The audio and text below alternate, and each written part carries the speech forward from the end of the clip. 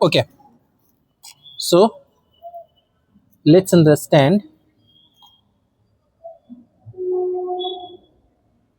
trade discount and cash discount. दो तरह के डिस्काउंट हम लोग देखेंगे, trade discount and cash discount. ठीक है, लिखो example.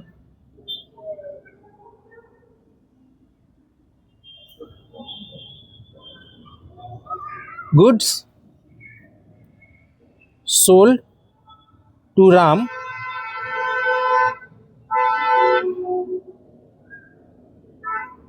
goods sold to Ram, selling price rupees 10,000 at 10% discount। हमने राम को सामान बेचा, ठीक है, 10,000 का सामान है, हमने कितने बेचा? 10% का डिस्काउंट देकर के बेचा। अच्छा, ट्रेड डिस्काउंट और कैश डिस्काउंट आप लोग समझ रहे हैं, ठीक है। Goods sold to Ram, selling price 10,000 at 10% discount. Entry क्या बनेगा इसका? ठीक है, एंट्री क्या बनेगा? देखो, गुड्स सेल का एंट्री क्या होता है? गुड्स सेल का एंट्री क्या होता है? कैश अकाउंट डेबिट, हम लोग डिस्कस कर चुके हैं, to sales account. Cash account to sales account, कितना? 9,000 रुपये। ये बनेगा एंट्री। कैसे बना? सामान कितने का है? 10,000 का। कितना डिस्काउंट लगाया? 10%। कितने का सामान बना? 1,000 रुपये का। इस तरह के डिस्काउंट को बोलते हैं cash discount, trade discount, sorry. इस तरह के डिस्काउंट को बोलते हैं ट्रेड डिस्काउंट। ये कौन सा डिस्काउंट है? ये ट्रेड डिस्काउंट है। वो वाला डिस्काउंट जो दिया जाता है सेल्स को बढ़ाने के लिए। आप लोग ऑनलाइन सामान खरीदते हो या दुकान से खरीदते हो, 30% ऑफ, 50% ऑफ, 20% ऑफ, 60% ऑफ लिखा हुआ रहता है। उन सबको बोलते हैं ट्रेड डिस्काउंट। वह डिस्काउंट जो हम लोग सेल्स बढ़ाने के लिए कस्टमर को देते हैं, उसको बुक्स में रिकॉर्ड नहीं किया जाता। डिस्काउंट कितने का है? 10,000 का। कितना परसेंट डिस्काउंट है? 10%, यानी कि 1,000 रुपये का डिस्काउंट है। लेकिन क्या जर्नल एंट्री में कहीं पर डिस्काउंट आया है? नहीं आया। तो इस तरह के डिस्काउंट को बोलते हैं ट्रेड डिस्काउंट, और इसको हम लोग बुक्स में रिकॉर्ड नहीं करते हैं। Trade discount are not recorded in books of account. Simple simple, ठीक है। इस किस लिए दिया जाता है? Increase, to increase the sales. आप लोग जितने भी ऐड देखते हो ना सामान का, 10% ऑफ, 20% ऑफ, 30% ऑफ, वो जो सारे के सारे होते हैं वो ट्रेड डिस्काउंट होते हैं। उसका एंट्री सिंपल बनेगा, उसका एंट्री सिंपल बनेगा। आपने नेट जितने रुपए का सामान खरीदा या सामान बेचा, उस रुपए से एंट्री बनेगा, ठीक है। ये सामान बेचने का एंट्री था, ये सामान बेचने का एंट्री था ना, एक खरीदने का देख लो, कोई डिफरेंस नहीं होता, सिंपल एंट्री होता है। हम लोग कंसीडर ही नहीं करेंगे, हम लोग कंसीडर ही नहीं करेंगे इस डिस्काउंट को, बस अमाउंट माइनस करके दिखा देंगे, ठीक है। Goods purchased,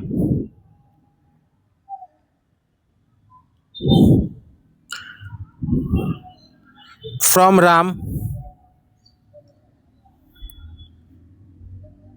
costing rupees 20,000 at 10% discount. चलो, हम लोगों ने गुड्स खरीदा, किससे? राम से। कितने का सामान खरीदा? 20,000 रुपए का। कितने का डिस्काउंट मिला? 10% का, यानी कि 2,000 का डिस्काउंट। तो आपको सामान नेट कितने का पड़ा? आपको सामान नेट पड़ा 18,000 रुपए का। तो सिंपली आप क्या करोगे? परचेज की एंट्री कर दोगे। क्या एंट्री होता है? Purchases account debit to cash account. कितने? 18,000। बहुत सिंपल, ये होता है ट्रेड डिस्काउंट का एंट्री। कुछ भी नहीं करना होता है, सिंपली जो रुपए आपको डिस्काउंट मिले हैं उसको हम लोग माइनस कर देंगे प्राइस से, बस, और कुछ नहीं होता। कोई इसका अलग एंट्री नहीं होता, कोई इसका स्पेशल एंट्री नहीं होता, ठीक है। चलो आगे बढ़ते हैं। अब बात करते हैं दूसरा तरह का डिस्काउंट का, ठीक है, ठीक है, जो कि बुक्स में कंसीडर होता है और जो कि आपके सवाल में भी आएंगे, उसको बोलते हैं कैश डिस्काउंट।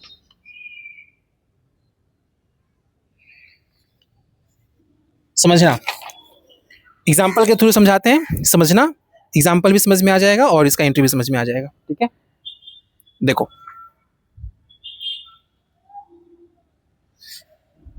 चलो एक सेल्स का एग्जाम्पल समझाएंगे और एक परचेस का एग्जाम्पल समझाएंगे, ठीक है। एग्जाम्पल, ठीक है।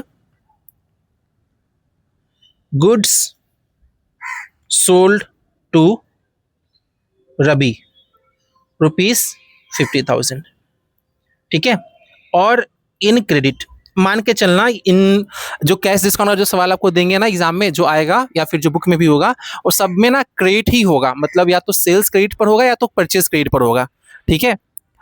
ओके, चलो, good sold to Ravi 50,000 in credit, क्या होगा एंट्री सेल करने का, ऐसे होता है कैश टू सेल, क्योंकि हम लोगों ने क्रेडिट में सेल करा है, तो Ravi account debit 50,000 to sales 50,000, ठीक है। ओके, सिंपल एंट्री होगा सेल्स का। अब देखो, यहां तक कोई चेंज नहीं है, इसी को कंटिन्यू करेंगे अब, ठीक है। रिसीव कैश फ्रॉम रवि ₹50,000, ये केस 1 है, ये है केस 1, दो केस में सॉल्व करेंगे। आपने रवि को सामान बेचा, रवि आपको पैसे देगा ना उसके, तो मान लो किसी लेटर डेट पे उसने आपको पैसे दे दिए। रिसीव कैश फ्रॉम रवि कितना रुपया, ₹50,000। एंट्री क्या बनेगा, debit what comes in, cash account आपके पास आया, cash account debit 50,000 to Ravi account 50,000, simple entry. Okay, सामान बेचने का एंट्री, पैसा लेने का एंट्री, इसमें कोई डिस्काउंट नहीं है। अब चलो इसी में हम लोग डिस्काउंट इस्तेमाल करते हैं, ठीक है। मान लो ना रवि ने बोला था कि पैसे देगा तुमको 2 महीने बाद, हम लोगों ने रवि को सामान बेच दिया, रवि ने बोला पैसे देगा 2 महीने बाद। हमने रवि को बोला कि रवि एक काम करो, अगर आप पैसे मुझे अगले 10 दिन में दे दोगे या फिर 1 महीने में दे दोगे ना, तो आपको हम डिस्काउंट देंगे। 50,000 बाकी है, आप मुझे 40,000 रुपये दे देना, फुल एंड फाइनल सेटलमेंट। अभी दे दोगे 40,000 में बात खत्म हो जाएगी, ठीक है। तो एंट्री क्या हुआ, ट्रांजेक्शन क्या हुआ, receive cash from Ravi ₹40,000 in full settlement. अब कब समझोगे कि डिस्काउंट आएगा, जब आपको ये वर्ड दिखे, वर्ड क्या है, फुल सेटलमेंट। फुल सेटलमेंट मतलब आपने 40,000 रुपये ले लिया और बोला हिसाब बराबर, फुल सेटलमेंट। आपने 40,000 रुपये ले लिया और बोल दिया हिसाब बराबर, दैट्स कॉल्ड फुल सेटलमेंट। सामान कितने का बेचा, 50,000 का, और अगर 50,000 रुपया मिल जाता तो एंट्री क्या होता है, cash account debit to Ravi account. लेकिन यहाँ पे क्या हुआ है, कितने मिले आपको, 40,000, और आपने क्या बोल दिया, फुल सेटलमेंट। समझो पहले, ये रवि जो है ना डेबिट, ये रवि हमारा डेटर है, इसको क्या बोलते हैं, डेटर। कौन लोग होते हैं, जिनसे हमें पैसे लेने होते हैं, ठीक है ना। आपने रवि को सामान बेचा तो रवि से आपको पैसे लेने हैं, तो रवि आपका क्या है, डेटर है, ठीक है। अब देखिएगा अच्छे से, रुको, एक मिनट रुकना, ठीक है। अब देखो एंट्री क्या बनेगा, आपने रवि से कैश लिया, cash account debit to Ravi account. Cash कितने मिले आपको, 40,000। सामान कितने का बेचा है, 50,000, ठीक है। तो रवि आपके बुक्स में 50,000 रुपये के लिए डेबिट है, मतलब डेटर है, आपको उससे 50,000 रुपये लेने हैं। कोई भी पर्सनल अकाउंट अगर आपके बुक में डेबिट है, कोई भी नाम वाला अकाउंट अगर आपके बुक में डेबिट है, मतलब आपको उससे पैसे लेने हैं, डेटर, ठीक है। और जैसे मैथ्स में प्लस माइनस कैंसिल होता है, उसी तरह अकाउंट्स में डेबिट और क्रेडिट कैंसिल होता है, ठीक है। जैसे ऊपर की एंट्री में देखो, रवि आपका डेटर था, डेबिट में था, आपने रवि से पैसे ले लिए, रवि क्या हो गया, क्रेडिट हो गया, डेबिट क्रेडिट कैंसिल, रवि का अकाउंट खत्म, रवि का अकाउंट क्लोज हो गया।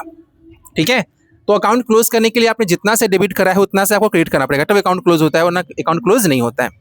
तो आपने रवि से कितने लिए, 40,000, कैश कितना आया, 40,000। रवि को कितना से कैंसिल करेंगे, क्या रवि से हमें और पैसे मिलेंगे बाद में, नहीं, क्या बोल दिया, फुल एंड फाइनल सेटलमेंट। तो रवि कितना से क्रेडिट हो जाएगा, 50,000 से। रवि का तो अकाउंट कैंसिल करना पड़ेगा ना, 50,000 रुपये आप रवि से पाते हो और रवि ने 40,000 रुपये दे दिया और बोला फुल सेटलमेंट, अब मैं पैसे नहीं दूंगा, या आपने उसको ऑफर दिया था कि आप जल्दी दे दो, 50 के बदले 40 दे दो, हिसाब खत्म करो। तो हिसाब खत्म करने के लिए रवि को जितना से डेबिट करा है, रवि को उतना से क्रेडिट करना पड़ेगा। तो रवि तो क्रेडिट हो रहा है 50,000 से, कैश कितना आ रहा है, 40,000। बाकी जो 10,000 रुपये होंगे ना, वो आपका खर्चा हो गया, लॉस हो गया। लॉस बोलो, खर्चा बोलो, उसको बोलते हैं डिस्काउंट आपने दे दिया, discount allowed account.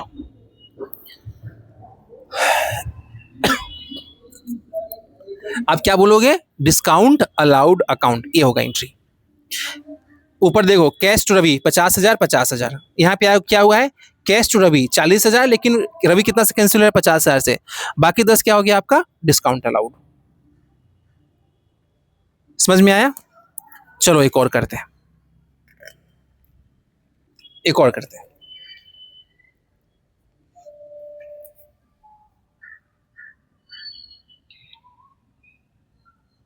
Example, goods sold to Mohan ₹10,000। ये मान लीजिए जनवरी 1 को हो रहा है, ठीक है, और जनवरी मान लीजिए 10 को, रिसीव कैश फ्रॉम मोहन ₹9,000, लेकिन क्या लिखा होगा यहाँ पे, इन फुल सेटलमेंट। क्या लिखा होगा, फुल सेटलमेंट। जब तक फुल सेटलमेंट वर्ड आपको नहीं दिखेगा, आपको डिस्काउंट अकाउंट नहीं इस्तेमाल करना है। अगर फुल सेटलमेंट नहीं लिखा होता, रिसीव कैश फ्रॉम मोहन 9,000, तो हम लोग 9,000 से एंट्री करते और ऐसा मानते कि 1,000 रुपया मोहन बाद में दे देगा, क्योंकि सामान तो 10,000 का खरीदा है ना।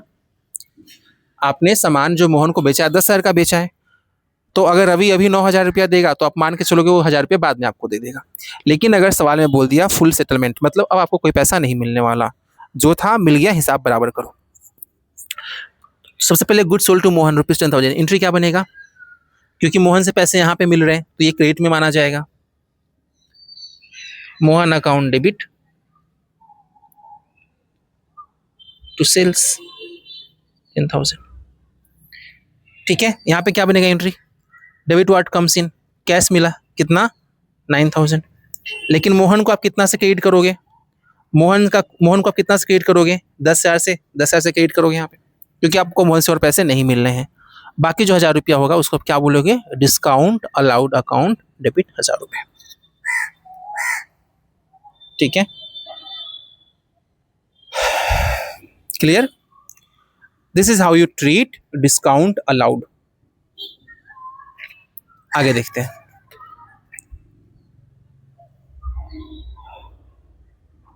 Next example,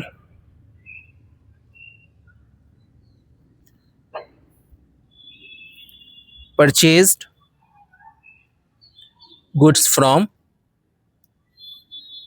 Mohan ₹10,000। मान लीजिए जनवरी 5 को खरीदा, अब खरीदने की एंट्री सिखा रहा हूँ। जनवरी 10 को आपने मोहन को पैसे देने होंगे, पेड टू मोहन ₹8,000। अगर सिर्फ 8,000 लिखूँ तो क्या मानोगे आप, 10 का सामान खरीदा है, अभी 8 दे रहे हैं, बाकी 2 कब देंगे हम लोग, बाद में। लेकिन अगर मैं यहाँ पे लिख लूँ इन फुल सेटलमेंट, अब कोई पैसे आपको नहीं देने। ठीक है, ये परचेज की एंट्री है, उल्टा सोचना। सेल्स की एंट्री में आपको पैसे मिल रहे थे, ये परचेज की एंट्री है, आपको पैसे देने हैं। ठीक है, तो उल्टा सोचना। सबसे पहले परचेज गुड्स का एंट्री क्या बनेगा, purchases account debit 10,000 to Mohan, हम लोग यहाँ पे मोहन को क्या करेंगे, क्रेडिट करेंगे। ठीक है, रूल याद है ना। आपने मोहन से सामान खरीदा, ठीक है, आपने मोहन से सामान खरीदा तो मोहन क्या हुआ, गिवर, गिवर को क्या करते हैं, क्रेडिट करते हैं। ठीक है, और मोहन, जैसे इस पीछे के एग्जाम्पल में ये आपका डेटर था रवि, जिससे आपको पैसे लेने थे, उसको क्या बोलते हैं, डेटर। उसी तरह जिनको आपको पैसे देने होते हैं, जिनको आपको पैसे चुकाने होते हैं, उनको बोलते हैं क्रेडिटर। इनका क्रेडिट बैलेंस होता है। ठीक है, पेड टू मोहन, कितने पे किया, 8,000। तो एंट्री क्या बनेगा, credit what goes out, cash गया, कितना कैश गया, 8,000। मोहन को, मोहन क्रेडिट है यहाँ पे 10,000 से, अब मोहन को पैसे अब नहीं देने हैं, तो उसको कितना से डेबिट करना पड़ेगा, 10,000 से, तभी तो कैंसिल होगा अकाउंट। 10,000 से क्रेडिट था, 10,000 से आप क्या कर दोगे, डेबिट कर दोगे, अकाउंट कैंसिल हो जाएगा। अब मोहन को हमें पैसे नहीं देने, तो 10 से डेबिट, 18 से क्रेडिट, बाकी जो 2,000 रुपया बचा उसको आप क्या बोलोगे, उसको आप बोलोगे यहाँ पे डिस्काउंट रिसीव्ड। आप डिस्काउंट अलाउ नहीं है, जब आप सामान बेचते हो तो सामने वाला आपको पैसा देने आएगा, आपको पैसा कम दिया तो आपने उसको डिस्काउंट दिया, लेकिन जब आप सामान खरीदते हो ना तो आप किसी को पैसा देने जाओगे, तो अगर आप किसी को पैसा देने जाओगे, आप सोचो अगर आपको किसी को 10,000 रुपये देने थे और आपने उसको 8,000 रुपये दिया, तो आपको डिस्काउंट मिला कि आपने डिस्काउंट दिया, आपको डिस्काउंट मिला। आप ये नहीं बोलोगे आपने डिस्काउंट दिया, नहीं नहीं भैया, पैसे आपको देने थे। ठीक है, तो पैसे आपको देने थे, सामने वाले ने आपको 2,000 रुपये का डिस्काउंट दे दिया, तो उसके लिए डिस्काउंट अलाउड होगा, आपके लिए क्या होगा, डिस्काउंट रिसीव्ड, डिस्काउंट रिसीव्ड। ठीक है, ये एंट्री होता है डिस्काउंट रिसीव का।